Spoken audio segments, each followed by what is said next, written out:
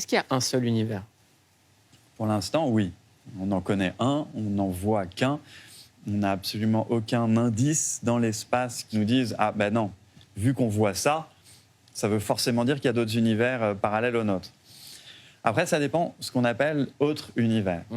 Il y a des univers, disons, parallèles, auxquels on ne pourrait en fait pas vraiment accéder. Ça, on peut l'imaginer autant qu'on veut, mais s'ils sont séparés du nôtre, au fond, ça ne sert à rien comme hypothèse.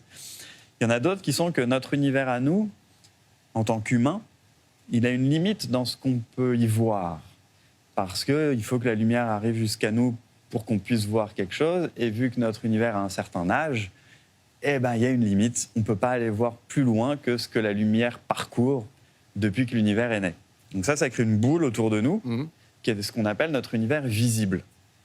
On pourrait dire que ce qui est au-delà de cette boule, d'une certaine manière, va correspondre à un univers parallèle ou une autre bulle. Est-ce que ce qui a été évoqué de manière imagée ou poétique dans des religions recoupe certaines découvertes scientifiques récentes ou pas?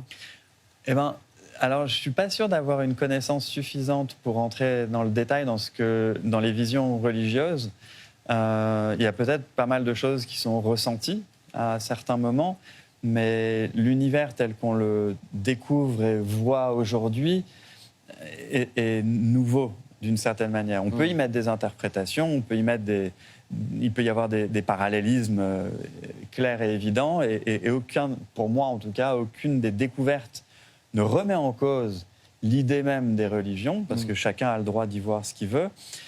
Mais je trouve que d'utiliser l'un pour prouver l'autre ou l'autre pour dénigrer l'un, c'est pas très intéressant. Il y a beaucoup de vidéos sur Internet, James Webb, les preuves de l'existence de Dieu, il y a des choses comme ça. Oui, mais ça, c'est un peu farfelu. Et James Webb, en rien, ne prouve quoi que ce soit. Est-ce qu'on sait qui a créé l'univers? Alors, qui? Pas forcément. Mais déjà, quand on regarde l'évolution de la pensée humaine, de se dire que ça fait à peine 100 ans, un peu plus de 100 ans, début du XXe siècle, qu'on a même l'idée que notre univers puisse avoir une histoire. Avant Einstein, disons, notre univers n'avait pas d'histoire. Il avait été là, il était là, il est là, il sera là, et pour toujours. Et à l'intérieur de cet univers, les choses pouvaient bouger, éventuellement apparaître, être créées, ce que vous voulez. Mais dans notre univers lui-même, notre univers lui-même n'avait pas d'histoire. Aujourd'hui, on sait qu'il en a une.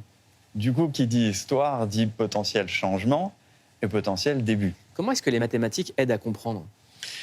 Pour l'instant, en tout cas, c'est le seul langage qui nous permette de le comprendre. C'est pas que pourquoi, c'est compliqué de répondre pourquoi, mais c'est un fait qu'on a découvert, nos ancêtres ont découvert au fil des millénaires de tentatives d'expliquer ou de comprendre le monde qui nous entoure. Et petit à petit, on a réalisé que les mathématiques, manque de peau pour ceux qui n'aiment pas ça, ça marche. Mais c'est-à-dire que c'est dingue à quel point ça marche. Les mathématiques permettent de prédire le futur, de reconstruire le passé. Aucun autre langage jamais inventé par les humains n'est capable de faire ça.